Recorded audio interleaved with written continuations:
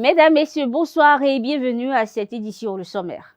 Décédé le 18 avril dernier, le préfet de discipline de l'ESAE, Hospice Dagba, a été conduit dans sa dernière demeure ce jeudi par parents, alliés et amis. À suivre dans ce journal, diverses déclarations livrées à son sujet.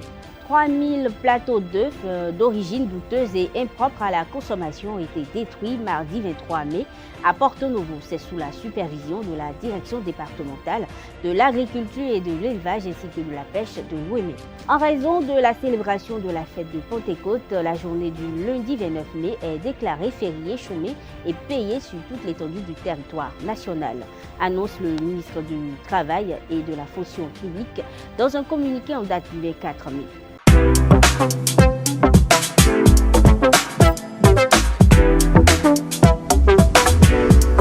Moi, je suis à ESAE et toi? Moi, je suis en administration des finances à ESAE. Moi, je suis en diplomatie et relations internationales à ESAE. Moi, je suis en journalisme à ESAE. Émission ici, c'est ESAE. Moi, je suis en communication marketing à ESAE. Moi, je suis en droit à ESAE. Moi, je suis en gestion des ressources humaines à ESAE. Moi, je suis en gestion des marchés publics à ESAE. Moi, je suis en administration du travail et de la sécurité sociale à ESAE. Moi, je suis en sciences économiques à ESAE. Moi, je suis en banque finance à ESAE. Moi, je suis en administration générale à ESAE. Moi, je suis en audit et contrôle de gestion à ESAE. Moi, je suis en sciences juridiques à ESAE. Moi, je suis en administration générale et territoriale à ESAE. Moi, je suis en transport logistique à ESAE. Moi, je suis en gestion des projets à ESAE. Rejoignez-moi, c'est la meilleure université. Nous sommes à ESAE. Rejoignez-nous. À ESAE, l'excellence a un nom.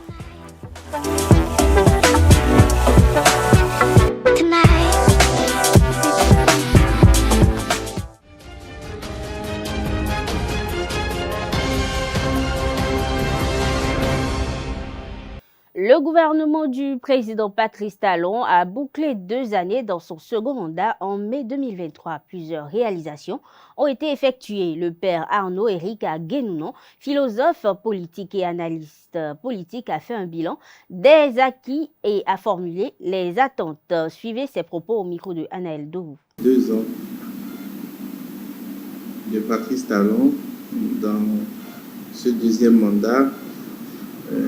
C'est d'abord de constater que l'ambiance politique a changé et il y a une atmosphère de décrispation dans le pays parce que depuis les élections législatives de janvier 2023, il y a une frange de l'opposition qui est au Parlement. Et ça, c'est une note positive dans le champ politique. Donc, il n'y a plus une seule coloration, mais il y en a plusieurs. Et ceci milite en faveur de notre vivre ensemble, en démocratie. Ça, il faut le souligner. Et ça, c'est à l'actif du gouvernement et de la mouvance présidentielle. Ensuite, il faut noter quand même que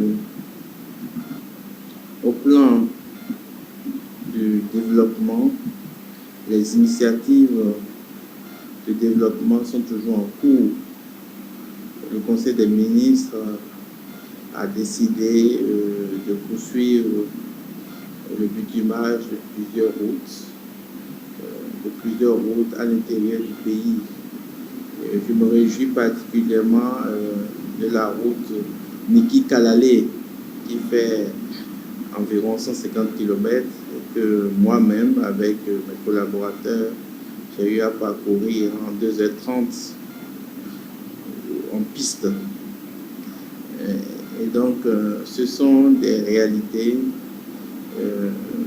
qui donnent une visibilité sur les actions du gouvernement. Et ensuite, on peut noter aussi que le gouvernement est à à l'écoute de ses citoyens. Après le drame de Dassa, on a vu que le gouvernement a commencé par équiper les casernes de sapeurs-pompiers. Ça aussi montre que le gouvernement a l'écoute de ses concitoyens. Ce que les Béninois souhaitent vraiment pour les 3 années qui restent, c'est que le Béninois soit considéré, soit valorisé. Que le Béninois puisse manger, puisse vivre au lieu de survivre. Et qu'on tourne le regard vers ceux qui sont dans l'informel. Qu'on tourne le regard vers cette quantité de Béninois qui vivent au jour le jour, au jour le jour, au jour le jour, au jour le jour. Et je pense que l'opération qui a commencé au début de la rupture, qui consistait à déguerpir les gens, cette opération devait être précédée de la construction des marches. La construction des marches. C'est vrai, ça a été une opération où bon, les rues sont plus belles, tout ça. Mais avoir de belles rues, ou bien avoir une cité de pierre belle et avoir une humanisation, une infra-humanisation, ce n'est pas normal. Parce que si vous avez de belles rues et des personnes qui sont mal éduquées, qui ne peuvent pas utiliser le bien commun, il y a un problème. Donc il y a un travail à faire sur l'humain. Il y a un travail à faire dans le secteur de la santé pour donner aux hôpitaux, aux centres de santé, toutes leurs mesures de soins. Quand on donne de l'énergie et du sens à la construction d'un nouvel hôpital, il faudrait aussi donner autant à l'équipement des hôpitaux qui sont déjà là. Mais si on concentre tous les efforts vers la construction d'un hôpital, on sait que ça prend beaucoup d'années. Ça prend beaucoup. Je sais qu'il y a des médecins à l'extérieur qu'on a envoyés pour les former pour de nouveaux établissements hospitaliers. Mais il faut aussi s'occuper de ce qu'on a déjà pour que ces établissements sanitaires aient tout ce qu'il faut pour soigner le Béninois, surtout le Béninois le plus pauvre. Hospice Dagba, précédemment préfet de discipline à l'université ESAE, décédé le 18 avril 2023, a été inhumé ce jeudi 25 mai 2023. C'était en présence des parents, alliés, collègues, étudiants et amis. Au terme de la cérémonie, quelques proches se sont prononcés. Ils sont au micro de Anaël Dorou, Colombe Oussou. Ensemble avec le fondé, nous sommes extrêmement éplorés. ESAE pleure quelqu'un qui a été pour elle un homme de progrès.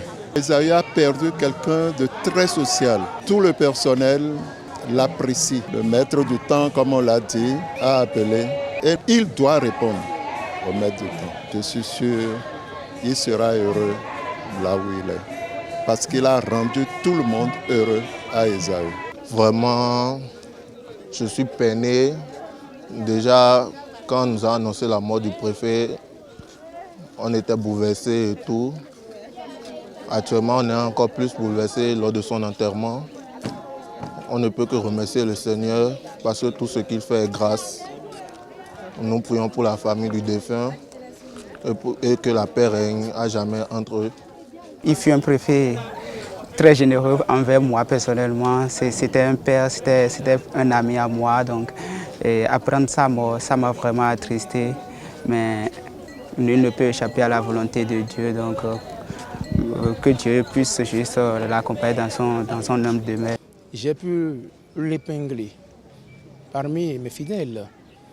Et voyant un peu sa manière d'être, sa manière de vivre, j'ai compris qu'il a des choses positives en lui qu'il peut mettre au service de l'Église. D'ailleurs, c'est un homme très patient, un homme qui a le goût du travail bien fait. Toutes les fois où nous venons pour les réunions en conseil pastoral, ses prises de parole, sa manière de réagir, sa manière de prendre la hauteur par rapport à certaines situations montre combien l'homme a un esprit vraiment pondéré. Il est bon, il est bon. Bien vrai, on dit un homme n'est jamais parfait, seul Dieu, mais il a vraiment des qualités qu'aujourd'hui, vraiment, nous regrettons beaucoup, beaucoup. C'est un homme intègre, un homme simple. Il est un grand homme, mais dans la simplicité. Et cette qualité-là, je l'ai vraiment copiée de lui. Il y avait eu un décès de la paroisse et on devait faire une délégation. Je m'en souviens bien, papa faisait partie des premiers sur la liste à envoyer sa participation pour aller soutenir cette personne jusqu'à Covey. Et ça, vu son âge et vu ça, vraiment sa dévotion pour la cause de l'Église, ça m'a vraiment émouvée. J'étais vraiment touchée. Et j'ai commencé par susciter les jeunes en leur disant de monter l'exemple sur papa. Et papa a été vraiment le premier sur la liste que je garde encore aujourd'hui. Chaque fois quand je vois la liste, je vois le nom de papa sur la liste. Ça me fait vraiment... C'est un bon exemple, un bon témoignage qu'il nous a laissé. Tout en étant vieux, mais il se soucie encore des autres. Nous ne pourrons plus avoir un cadre aussi émérite. Un cadre qui prend son travail comme sa vie. Nous l'avons vécu comme cela, la présence de M. Hospice Dagba à la direction des études, à la préfecture de discipline. C'est un monsieur qui a du talent, c'est un monsieur qui a de la valeur et qui a su mettre ses talents et ses valeurs au service de sa famille, au service de la société, puisqu'il a été enseignant de tant d'années durant.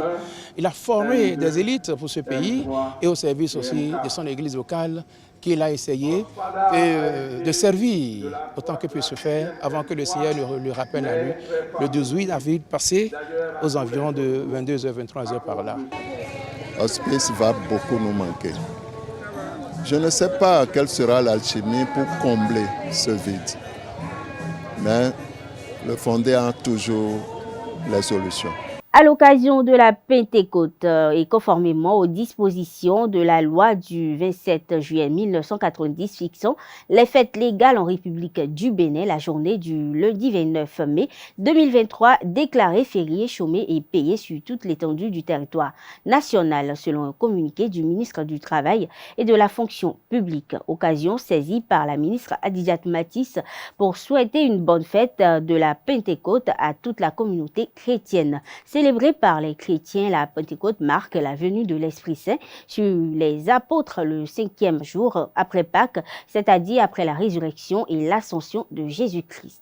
Dans la perspective de la mise en service courant 2024 de l'hôpital de référence à Abomey-Calavi et pour permettre une circulation fluide, le gouvernement a prévu l'aménagement de la principale voie d'accès, notamment le tronçon allant du carrefour satellite au carrefour Arconville, ainsi que la réalisation d'un collecteur d'eau pluviale. Le Conseil des ministres a donné son accord pour les formalités contractuelles avec l'entreprise sélectionnée pour la réalisation de ces infrastructures prévues au programme d'action du gouvernement.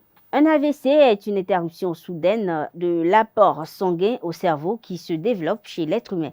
Que savent les citoyens de ce mal? Ils en parlent au micro de Francis Farami dans Sérine Fatoumbi. C'est accident cérébrovasculaire. C'est dû à l'hypertension artérielle, d'accord? Et lorsque ça atteint un certain niveau-là, ça crée l'AVC, rupture d'un vaisseau ou d'un nerf crânien. Est-ce que vous voyez? Donc, nous ne souhaitons pas ça. Qu'est-ce qui amène souvent l'AVC? Ce sont les situations d'anxiété, les situations de pauvreté. Hein, quand les gens sont pauvres, les gens n'ont pas le minimum pour manger. Le problème de l'AVC, c'est un peu complexe. Parce que ça dépend beaucoup de choses. Comportement d'alimentation d'abord, exagération d'alimentation deuxième, et troisième, le plus grave est au niveau des boissons, c'est-à-dire les liqueurs. En tout cas, toutes sortes de boissons. C'est-à-dire trop d'excès qui amènent l'AVC.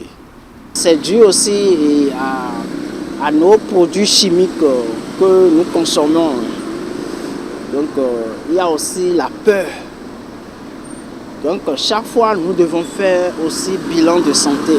Si nous ne faisons pas bilan de santé, c'est des choses qu'on finit par voir brusquement dans sa vie. Bon, l'AVC c'est une pathologie neurologique qui est très grave, qui atteint souvent les patients qui sont déjà âgés.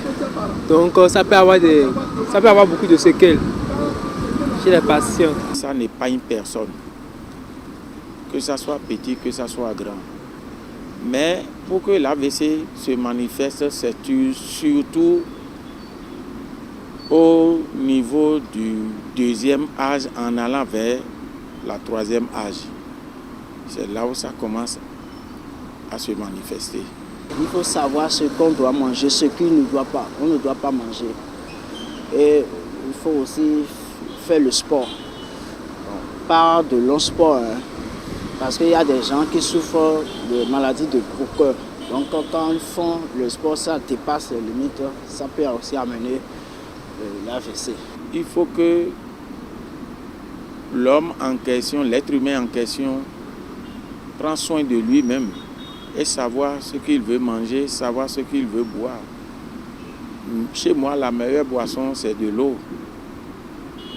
Peut-être en mettant un peu de citron là-dedans, citron vert. Là, ça peut aller. Bon, d'accord que, au cours des manifestations, les gens aussi exagèrent un peu au cours des manifestations. Ce n'est pas bon non plus. Vous voyez, surtout la viande.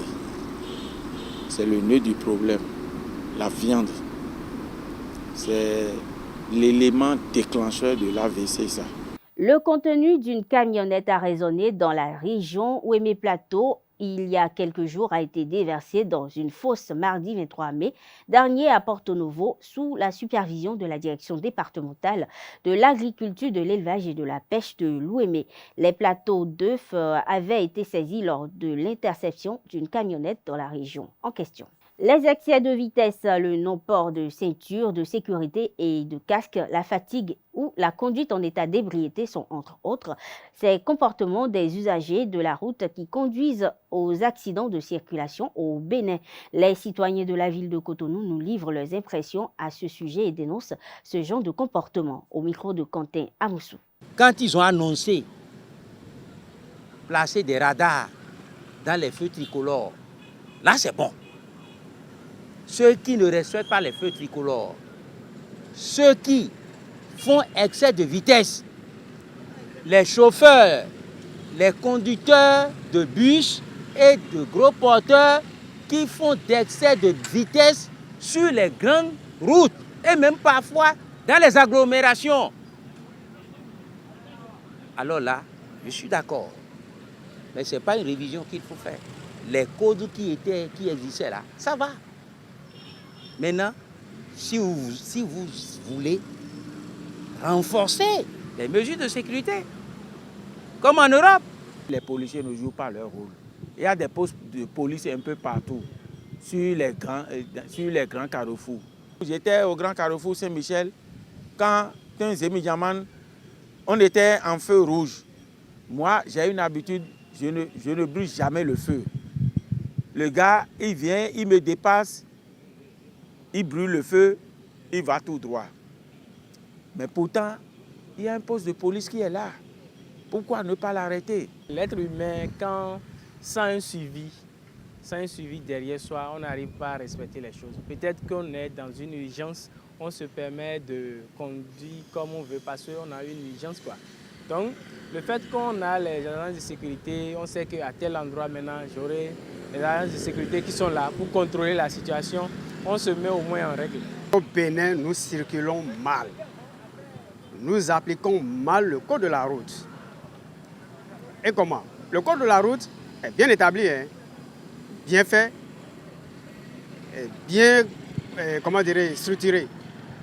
Mais les citoyens béninois ne le respectent pas. Et pourquoi? L'inconscience et l'impatience, c'est ça qui est le véritable danger sur les citoyens béninois. Le Béninois est toujours pressé. Que les agents de sécurité veillent à ça et puis les régularisent, les mettre dans leurs droits. Parce que le fait d'être au volant et regarder dans le téléphone n'est pas une bonne chose. Et quand quand il commet un crime ou bien quand il commet une infraction, lorsque tu essaies de le raisonner pour dire ce que tu as fait n'est pas du tout bien, pour que désormais il ne reprenne plus les mêmes erreurs, il est le premier à t'insulter, à dire tout ce qu'il veut sur toi. Mais celui-là qui se comporte de cette manière, comment celui-là va se corriger demain? Jamais, il ne va jamais se corriger et il va toujours continuer à commettre les mêmes bêtises. Pire encore, celui-là qui a en infraction, celui-là qui a commis une infraction grave à autrui, est toujours le premier à vouloir se défendre. Comment cela est possible? Comment cela est normal?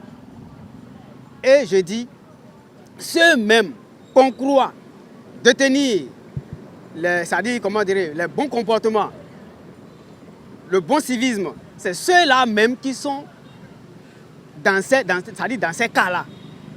Vous allez voir, aujourd'hui avec les portables qui sont à la portée de tout le monde, même les conducteurs de voitures, ceux-là qui connaissent bien le code de la route, se mettent à manipuler le portable à l'intérieur de leur véhicule. Ils ne regardent même pas devant, ils sont là, ils cognent celui qui est devant. Et tout ça là, nous allons, dès qu'il descend, comme lui il est en voiture, il va dire que c'est le conducteur de taxi-moto ou bien le conducteur à 2 roues qui a tort. Mes amis Zémidiaman aussi, il y a beaucoup parmi eux des indélicats qui ne connaissent même pas le code de route, qui vont coudre même des habits et fabriquent des numéros. Il y en a plein. Ceux-là salissent le corps. Salissent la corporation des Zémidiaman.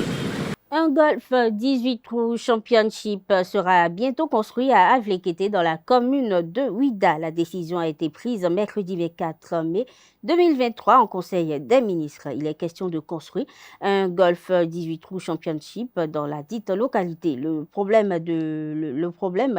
selon le communiqué du Conseil des ministres, s'inscrit dans la suite des VCC de mise en valeur du potentiel touristique du Bénin et visant à faire du pays une destination de premier plan au regard des infrastructures modernes en cours de réalisation dans la dite localité. Il est apparu opportun d'insérer le golf comme discipline sportive avec les espaces spécifiques dédiés à sa pratique, renseigne le Conseil des ministres qui souligne par ailleurs qu'en plus de conforter l'attractivité des lieux, le parcours de golf 18 trous favorisera l'organisation de compétitions au Bénin, va contribuer à révéler davantage ce sport. Mesdames, Messieurs, c'est sur cette note que prend fin cette édition. Merci de l'avoir suivi. Bonne soirée à toutes et à tous et à très bientôt.